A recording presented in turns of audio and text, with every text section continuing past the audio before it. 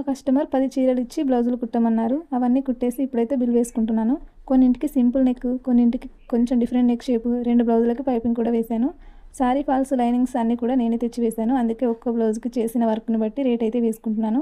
Normal బ్లౌజ్కి 150 rupees, piping వేసిన వాటికి 200, కొంచెం డిఫరెంట్ షేపు పఫ్ స్లీవ్స్ పెట్టిన వాటికి ఒక 20 రూపీస్ అయితే ఎక్స్ట్రా ఇవ్వమన్నాను. అయితే కస్టమర్, నేను ఎప్పుడు నీ దగ్గర కుట్టించుకుంటున్నాను కదా, డిస్కౌంట్ ఇవ్వవా, నేను అన్ని బ్లౌజులకి 150 చొప్పున ఇస్తాను అన్నది.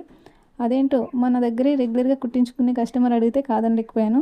సర్లే, ఎప్పుడు నా దగ్గరే కుట్టించుకున్నావు కదా కాబట్టి అన్నింటికి 150 చొప్పునే తీసుకుంటాను, కానీ పైపింగ్ వేసిన 2 బ్లౌజులకు మాత్రం 200 చొప్పున తీసుకుంటాను అని చెప్పాను.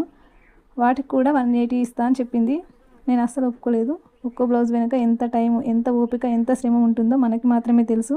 కొన్నిసార్లు గంటల తరబడి కష్టపడి కుట్టినా చివరికి మన శ్రమకి తగ్గ ఫలితం రాకపోతే కొంచెం బాధగా అనిపిస్తుంది.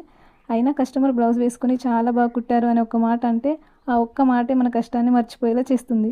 టైలరింగ్ అంటే కేవలం కుట్టడం మాత్రమే కాదు, మన ఓపికకు, మన పనికి మనం పెట్టుకునే విలువ కూడా.